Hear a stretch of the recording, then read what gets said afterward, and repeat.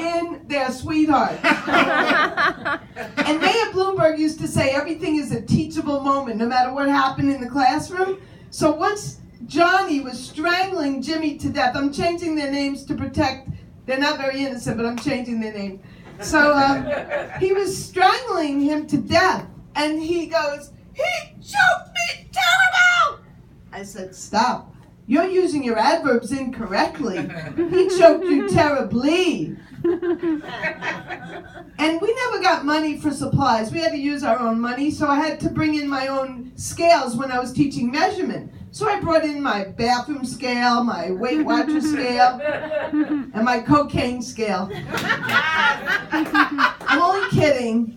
I never went to Weight Watchers. But that scale they have has a great tray on it for a banana split. It's awesome. But when we were young, we read the Dick and Jane books. I don't know anyone as old as I am, but George might remember them. They had lines like run, spot, run, see, spot, run. This is how I had to teach these kids how to read. Run, spot, run. Dick's got a gun. Spot is a pit bull. Run, teacher, run. And those were the 10th graders. The valedictorian was missing from the Honor Society graduation. That night I saw her on America's Most Wanted. I mean, this was a tough school. But famous people went to my school. I'm very proud of this because a broadcaster who's well known on the radio and TV went to our school. 2 NFL pros and the ATM Bandit went to my school. And the second grade girls had a gang. This is sad, but they had a gang. And the initiation was to take the milk containers off of my girls' lunch trays. So I named them the Half Pints. And the head of the gang was the Dairy Queen.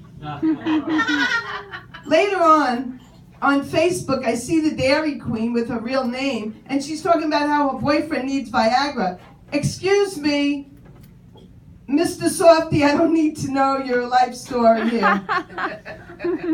But do you ever hear of these participation trophies that the kids have? I'm glad I'm not teaching anymore.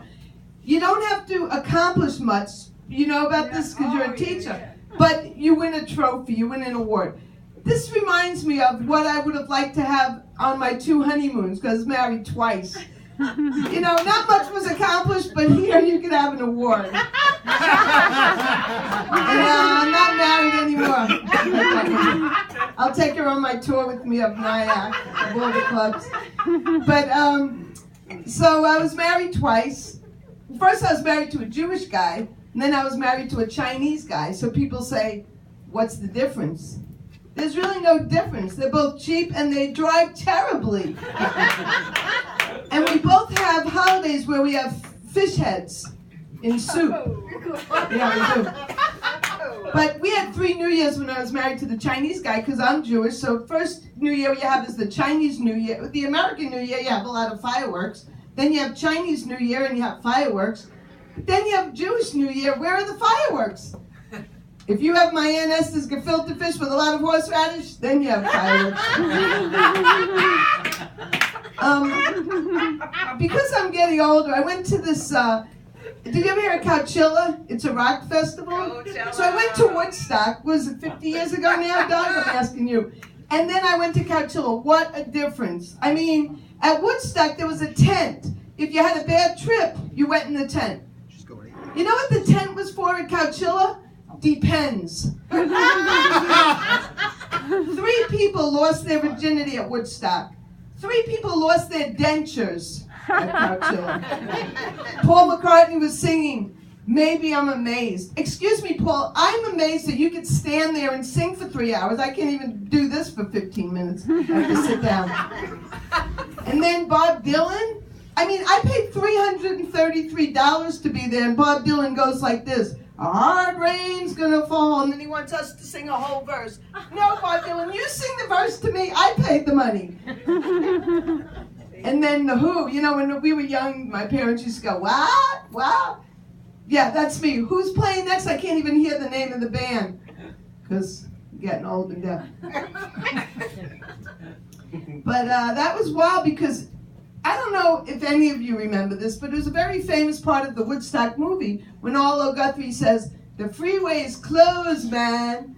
Well, they said it at Coachella. The difference was we had to get our walkers out of the car. We had to press the button so that the wheelchair came down. It's really different. So now that I'm not married to either of those guys anymore, I'm in the dating scene, and I meet this guy from Brooklyn. Any Brooklynites here? No one's from Brooklyn, no, just me. Well, I meet this guy from Bragg Street in Brooklyn. Not much to brag about at all.